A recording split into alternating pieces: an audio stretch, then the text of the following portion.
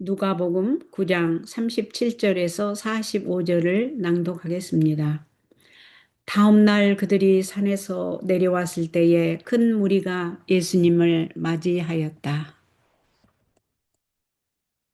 그런데 마침 무리 가운데서 한 사람이 큰 소리를 지르며 말하였다. 선생님, 제 아들을 좀 보소서. 그는 제 외아들입니다. 보소서. 악한 영이 그를 붙잡으면 갑자기 큰 소리를 지르고 거품을 흘리며 발작을 일으키고 그에게서 좀처럼 떠나지 않으며 그를 상하게 합니다. 선생님의 제자들에게 그 영을 내쫓아 달라고 부탁하였으나 그들은 하지 못하였습니다.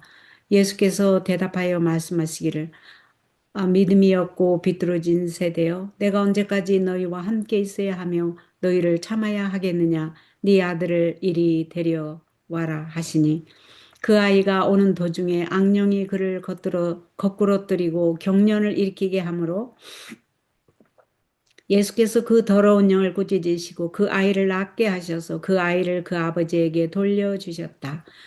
모든 이들이 하나님의 위대하심에 놀랐다. 예수께서 행하신 모든 일들에 모두들 경탄하고 있을 때에 예수께서 제자들에게 말씀하시기를 너희는 이 말들을 귀담아 들어라. 인자가 곧 사람들의 손에 넘겨질 것이기 때문이다 라고 하셨으나 그들은 이 말씀을 깨닫지 못하였으니 그것은 알지 못하도록 그들에게 감추어져 있었기 때문이다. 그들은 이 말씀에 대하여 예수께 묻기조차 두려워하였다.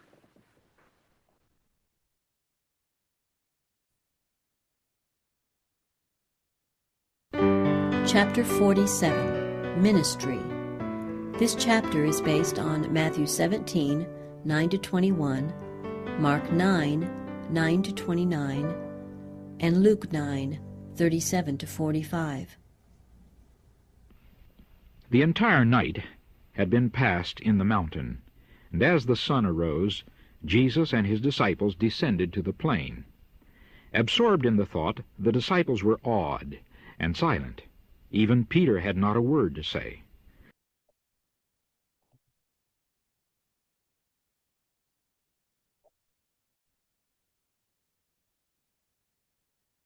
시대의 소망 챕터 47 봉사에 대해서 영어로 낭독해 드립니다.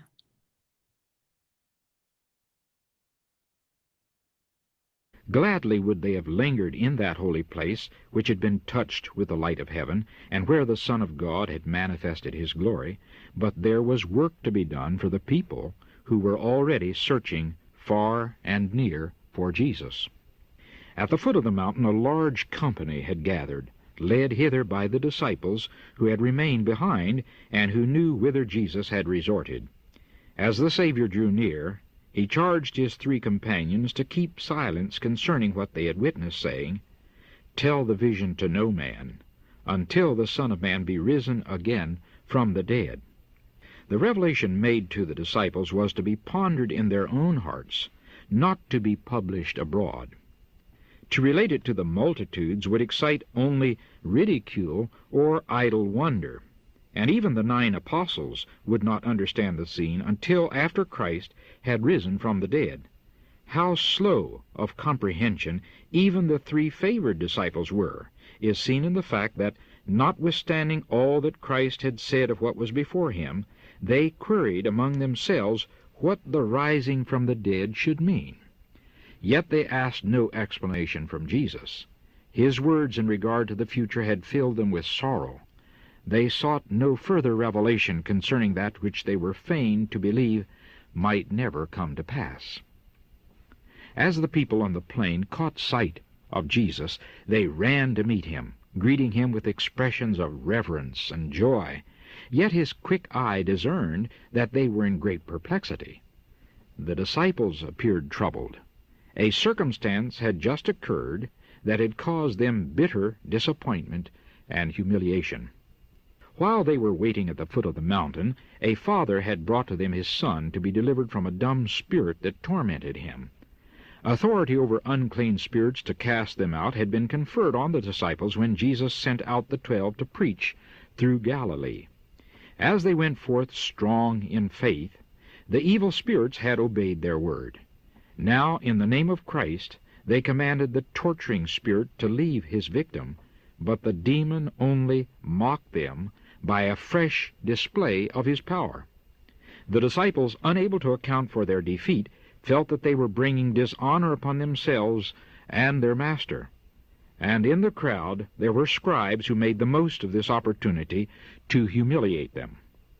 Pressing around the disciples, they plied them with questions, seeking to prove that they and their master were deceivers. Here, the rabbis triumphantly declared, was an evil spirit that neither the disciples nor Christ himself could conquer. The people were inclined to side with the scribes, and a feeling of contempt and scorn pervaded the crowd. But suddenly the accusation ceased. Jesus and the 3 disciples were seen approaching, and with a quick revulsion of feeling the people turned to meet them. The night of communion with the heavenly glory had left its trace upon the Savior and his companions. Upon their countenance was a light that awed the beholders. The scribes drew back in fear, while the people welcomed Jesus. As if he had been a witness of all that had occurred, the Savior came to the scene of conflict, and fixing his gaze upon the scribes, inquired, "What question ye with them?" But the voices so bold and defiant before were now silent. A hush had fallen upon the entire company. Now the afflicted father made his way through the crowd, and falling at the feet of Jesus, poured out the story of his trouble and disappointment. "Master," he said, "I have brought unto thee my son, which hath a dumb spirit, and wheresoever he taketh him, he teareth him. And I spake to thy disciples that they should cast him out, and they could not." Jesus looked about him upon the awe-stricken multitude, the caviling scribes, the perplexed disciples. He read the unbelief in every heart, and in a voice filled with sorrow he exclaimed, "O faithless generation, how long shall I be with you? How long shall I suffer you?" Then he bade the distressed father, "Bring thy son hither." The boy was brought, and as the Savior's eyes fell upon him, the evil spirit cast him to the ground in convulsions of agony. He lay wallowing and foaming, rending the air with unearthly shrieks. Again the Prince of Life and the Prince of the powers of darkness had met on the field of battle. Christ, in fulfillment of his mission to preach deliverance to the captives, to set at liberty them that are bruised, Luke chapter 4, verse 18. Satan, seeking to hold his victim under his control. Angels of light and the hosts of evil angels unseen were pressing near to behold the conflict. For a moment, Jesus permitted the evil spirit to display his power, that the beholders might comprehend the deliverance about to be wrought. The multitude looked on with bated breath, the Father in an agony of hope and fear. Jesus asked, "How long is it ago since this came unto him?" The Father told the story of long years of suffering, and then, as if he could endure no more, exclaimed, "If thou canst do anything, have compassion on us and help us." If thou canst. Even now the Father questioned the power of Christ. Jesus answers, "If thou canst believe, all things are possible to him that believeth." There is no lack of power on the part of Christ. The healing of the Son depends upon the Father's faith. With a burst of tears, realizing his own weakness, the Father casts himself upon Christ's mercy with the cry, "Lord, I believe. Help thou mine unbelief." Jesus turns to the suffering one and says, "Thou dumb and deaf spirit, I charge thee, come out of him, and enter no more into him." There is a cry, an agonized struggle. The demon, in passing, seems about to rend the life from his victim. Then the boy lies motionless and apparently lifeless. The multitude whisper, "He is dead." But Jesus takes him by the hand, and lifting him up, presents him in perfect soundness of mind and body to his Father. Father and Son praise the name of their deliverer. The multitude are amazed at the mighty power of God, while the scribes, defeated and crestfallen, turn sullenly away. If thou canst do anything, have compassion on us and help us." How many a sin-burdened soul has echoed that prayer? And to all, the pitying Savior's answer is, "If thou canst believe, all things are possible to him that believeth." It is faith that connects us with heaven and brings us strength for coping with the powers of darkness. In Christ, God has provided means for subduing every sinful trait and resisting every temptation, however strong. But many feel that they lack faith, and therefore they remain away from Christ. Let these souls, in their helpless unworthiness, cast themselves upon the mercy of their compassionate Savior. Look not to self, but to Christ. He who healed the sick and cast out demons when he walked among men is the same mighty Redeemer today. Faith comes by the Word of God. Then grasp his promise, "Him that cometh to me, I will in no wise cast out." John chapter 6, verse 37. Cast yourself at his feet with the cry, "Lord, I believe. Help thou mine unbelief." You can never perish while you do this. Never. In a brief space of time, the favored disciples had beheld the extreme of glory and of humiliation. They have seen humanity as transfigured in the image of God and as debased into the likeness of Satan. From the mountain where he has talked with the heavenly messengers and has been proclaimed the Son of God by the voice from the radiant glory, they have seen Jesus descend to meet that most distressing and revolting spectacle, the maniac boy with distorted countenance, gnashing his teeth in spasms of agony that no human power could relieve. And this mighty Redeemer, who but a few hours before stood glorified before his wondering disciples, stoops to lift the victim of Satan from the earth where he is wallowing, and in health of mind and body restores him to his Father and his home. It was an object lesson of redemption, the Divine One from the Father's glory stooping to save the lost. It represented also the disciples' mission.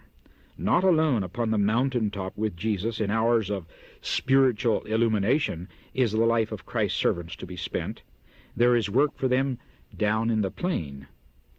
Souls whom Satan has enslaved are waiting for the word of faith and prayer to set them free. The 9 disciples were yet pondering upon the bitter fact of their own failure, and when Jesus was once more alone with them, they questioned, "Why could not we cast him out?" Jesus answered them, "Because of your unbelief. For verily I say unto you, if you have faith as a grain of mustard seed, ye shall say unto this mountain, Remove hence to yonder place, and it shall remove, and nothing shall be impossible unto you. Howbeit this kind goeth not out but by prayer and fasting." Their unbelief that shut them out from deeper sympathy with Christ, and the carelessness with which they regarded the sacred work committed to them, had caused their failure in the conflict with the powers of darkness. The words of Christ, pointing to his death, had brought sadness and doubt, and the selection of the 3 disciples to accompany Jesus to the mountain had excited the jealousy of the 9. Instead of strengthening their faith by prayer and meditation on the words of Christ, they had been dwelling on their discouragements and personal grievances. In this state of darkness, they had undertaken the conflict with Satan. In order to succeed in such a conflict, they must come to the work in a different spirit. Their faith must be strengthened by fervent prayer and fasting and humiliation of heart. They must be emptied of self and be filled with the Spirit and power of God.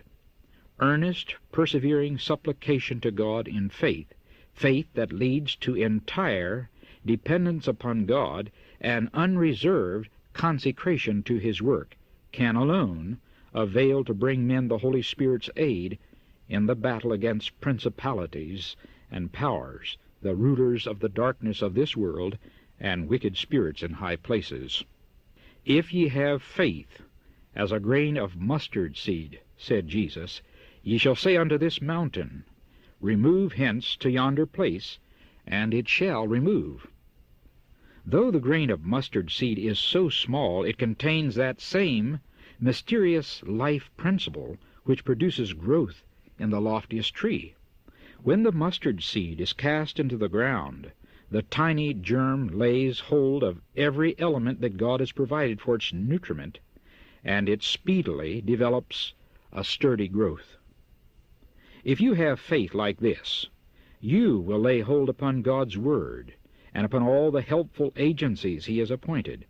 Thus your faith will strengthen and will bring to your aid the power of heaven.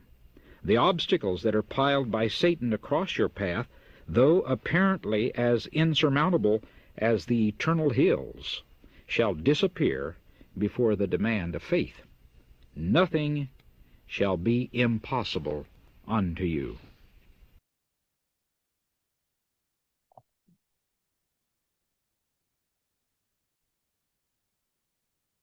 시대의 소망 47장 봉사에 대해서 한국말로 낭독하겠습니다.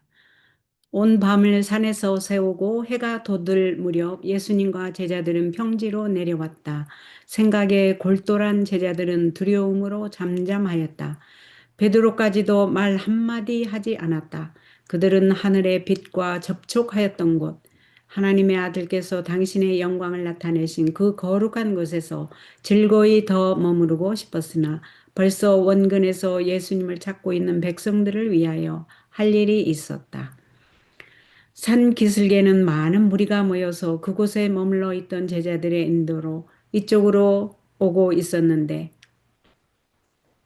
제자들은 예수께서 어디에 계셨는지 알고 있었다. 구주께서는 가까이 가서 세 제자에게 저희가 목도한 것에 대해서 침묵을 지키라고 분부하면서 인자가 죽은 자 가운데서 살아날 때까지는 본 것을 아무에게도 이르지 말라고 말씀하셨다.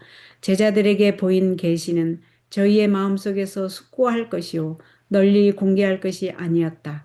그것을 무리들에게 말하면 조롱이나 쓸데없는 놀라움만 일으킬 것이었다. 그리고 아홉 사도들이라도 그리스도께서 죽은 자 가운데서 부활하실 때까지는 그 광경을 이해하지 못할 것이었다. 사랑받는 새 제자도 이해하는데 얼마나 더뎠는지 그리스도께서 당신 앞에 있을 일에 대해서 말씀하셨음에도 불구하고 죽은 자 가운데서 살아난다고 하는 것이 무엇을 의미하는 것이냐고 저희들끼리 서로 물어본 사실로 알 수가 있다. 그러나 그들은 예수께 설명을 요구하지는 않았다. 장래에 관한 그분의 말씀은 그들의 마음을 슬픔으로 가득 채웠다.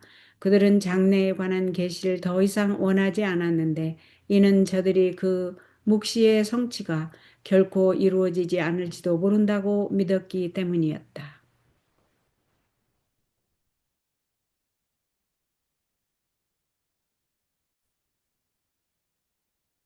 평지에 있던 사람들은 예수님의 모습을 보자 뛰어와 그분을 맞고 존경과 기쁨을 나타내면서 그분을 영접하였다. 그러나 그분의 예리한 눈은 그들이 큰 공경에 빠져 있음을 식별하셨다.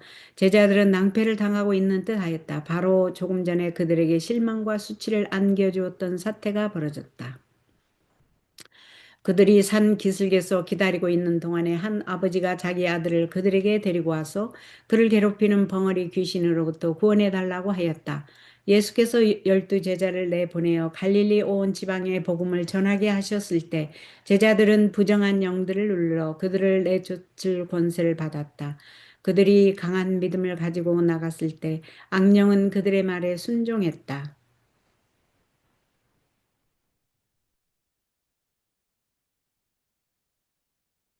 이제 그들은 괴롭게 하는 영에게 그 피해자에게서 떠나라고 그리스도의 이름으로 명령하였으나 사귀는 그의 능력을 더욱 과시함으로써 그들을 조롱할 뿐이었다.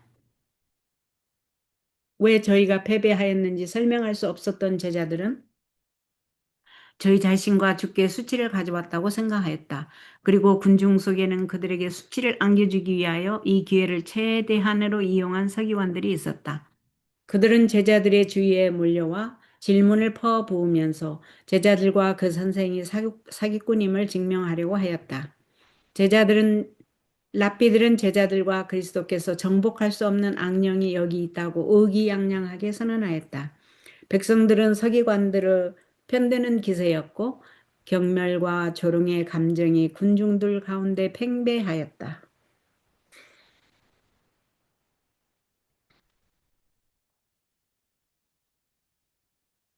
그러나 갑자기 비난의 소리가 그쳤다. 예수님과 그 세 제자들이 가까이 오는 것이 보였으며 사람들은 급변된 마음으로 그들을 맞으러 돌아섰다. 하늘의 영광과 접촉한 밤의 형적이 구주와 그분의 동료들에게 남아 있었다. 그들의 얼굴에는 보는 자들을 두렵게 하는 빛이 서려 있었다. 서기관들은 무서워 뒤로 물러선 반면에 백성들은 예수님을 환영하였다. 구주께서는 마치 일어난 모든 일을 보기라도 한 것처럼 논쟁하는 장소에 와서 서기관들을 응시하면서 너희가 무엇을 저희와 변론하느냐고 물으셨다.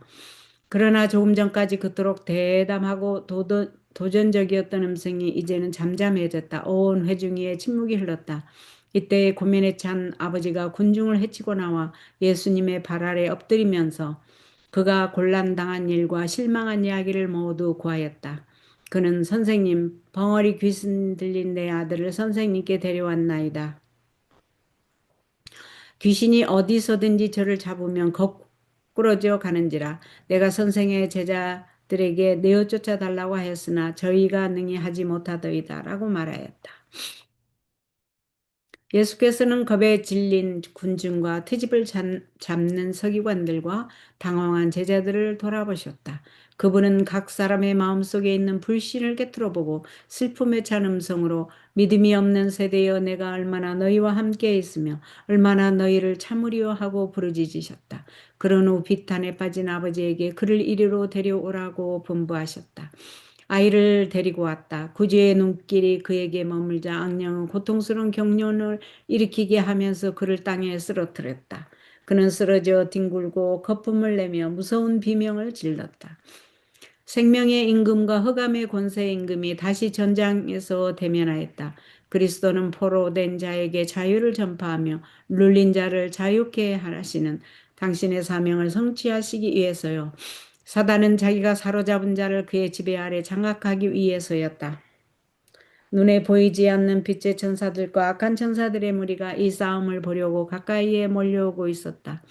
예수께서는 잠시 동안 악령이 그의 능력을 발휘하도록 허용하셨는데 이것은 보는 자들이 앞으로 있을 구원을 이해할 수 있게 하기 위함이었다. 무리들은 숨을 죽이고 쳐다보았고 아버지는 희망과 공포가 엇갈리는 고민 가운데서 지켜보았다. 예수께서는 언제부터 이렇게 되었느냐고 물으셨다. 아버지는 여러 해 동안 고통당한 이야기를 한 후 더 이상 견딜 수 없다는 듯 무엇을 하실 수 있거든 우리를 불쌍히 여기사 도와주옵소서 하고 부르짖었다. 지금도 그 아버지는 하실 수 있거든 하면서 그리스도의 능력을 의심하였다. 할 수 있거든이 무슨 말이냐? 믿는 자에게는 능치 못할 일이 없느니라고 예수께서 대답하신다. 그리스도에게는 능력이 부족하지 않다. 아들이 낳는 것은 아버지의 믿음에 달려 있다. 아버지는 눈물을 쏟으면서 자신의 연약함을 깨닫고 그리스도의 자비에 전적으로 맡기면서 내가 믿나이다 나의 믿음 없음을 도와주소서라고 부르짖는다. 예수께서 괴로워하는 아들을 돌아보면서 벙어리 되고 귀먹은 귀신아 내가 네게 명하노니 그 아이에게서 나오고 다시 들어가지 말라고 말씀하신다. 울부짖음과 고통스러운 몸부림이 있다. 사귀는 나갈 때에 그의 피해자의 생명을 갈기갈기 찢으려는 뜻이 보인다. 그 후 소녀는 움직이지 않고 누워 있는데 겉보기에는 죽은 것 같다. 죽었다고 무리들은 수군거린다. 그러나 예수께서는 손으로 그를 잡아 일으켜서 심신이 완전히 건강해진 그를 아버지에게 인계하신다. 아버지와 아들은 그들을 구원하신 분의 이름을 찬양한다.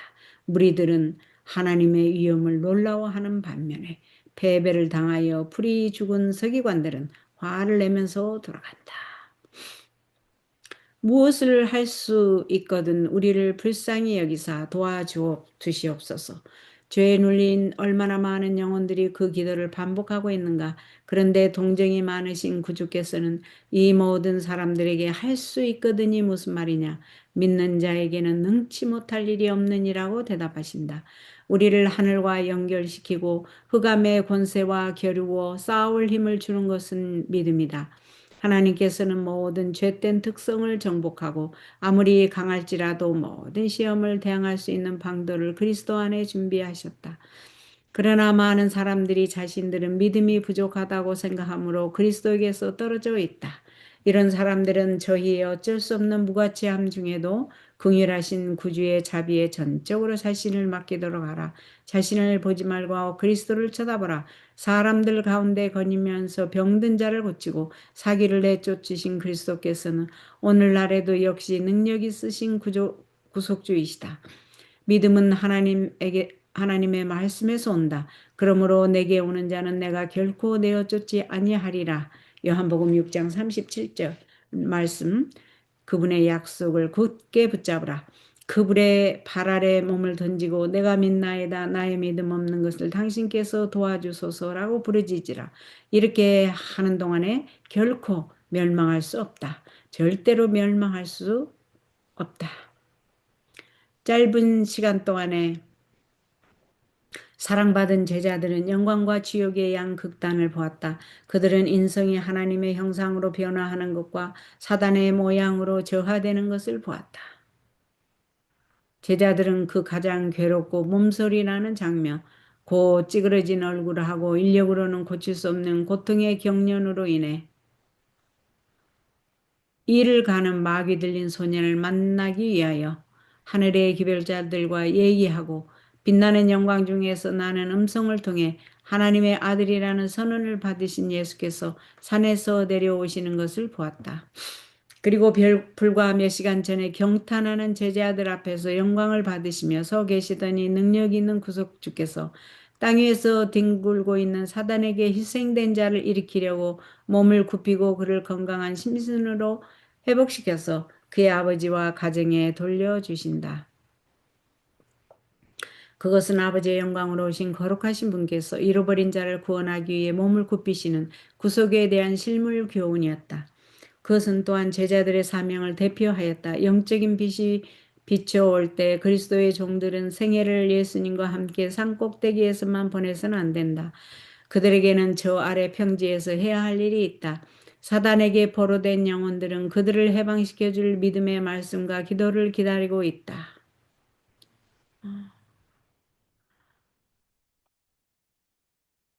아홉 제자들은 저들이 실패한 쓰라린 사실에 대해서 곰곰이 생각하고 있었다. 그리하여 예수께서 다시 한번 그들하고만 계셨을 때 그들은 우리는 어찌하여 능히 그 귀신을 쫓아내지 못하였나이까? 라고 물어보았다.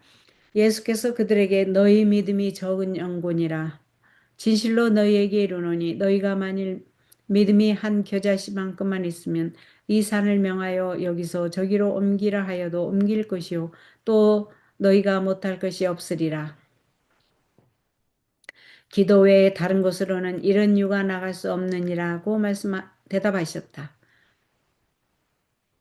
그리스도와 더욱 깊은 일치에 이르게 하지 못한 저희의 불신과 저들에게 맡겨진 성업을 소홀히 여긴 부주의가 흑암의 권세와의 투쟁에서 저들을 실패하게 하였다.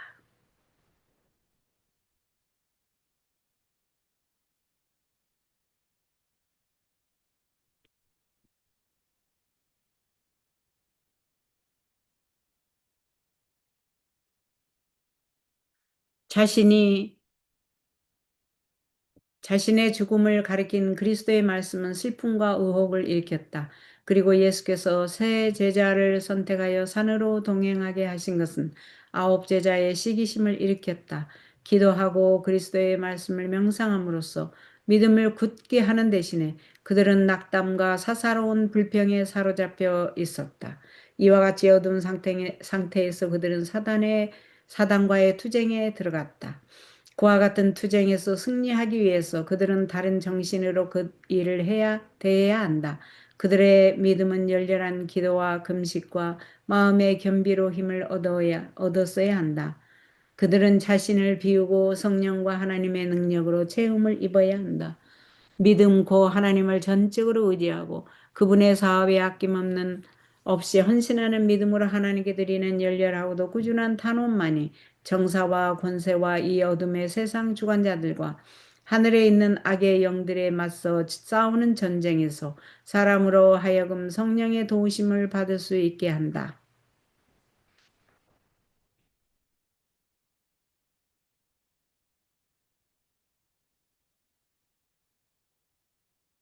그와 같은 투쟁에서 승리하기 위해서 그들은 다른 정신으로 그 일을 대해야 한다.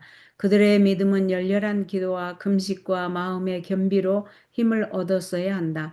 그들은 자신을 비우고 성령과 하나님의 능력으로 채움을 입어야 한다.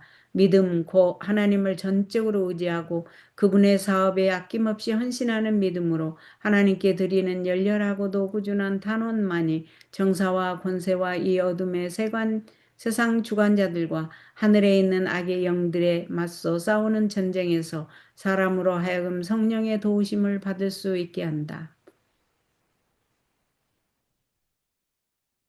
그들은 자신을 비우고 성령과 하나님의 능력으로 채움을 입어야 한다. 믿음 곧 하나님을 전적으로 의지하고 그분의 사업에 아낌없이 헌신하는 믿음으로 하나님께 드리는 열렬하고도 꾸준한 탄원만이 정사와 권세와 이 어둠의 세상 주관자들과 하늘에 있는 악의 영들에 맞서 싸우는 전쟁에서 사람으로 하여금 성령의 도우심을 받을 수 있게 한다.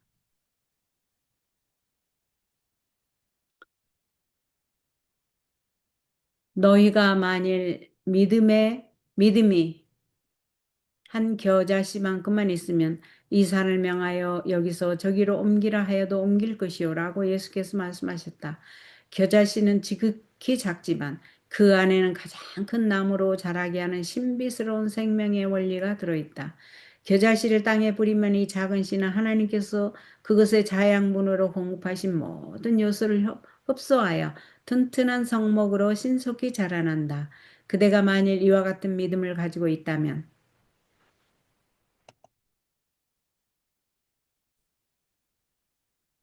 하나님의 말씀과 하나님께서 지정하신 모든 유용한 섭리에 매달릴 것이다. 그리함으로써 그대의 믿음은 강해질 것이며 하늘의 능력이 그대의 도움이 될 것이다. 그대의 길에 사단이 쌓아놓은 장애물이 겉보기에는 넘어갈 수 없는 영원한 산같이 보일지라도 믿음의 요구 앞에서는 사라져 버릴 것이다. 너희가 못할 것이 없으리라.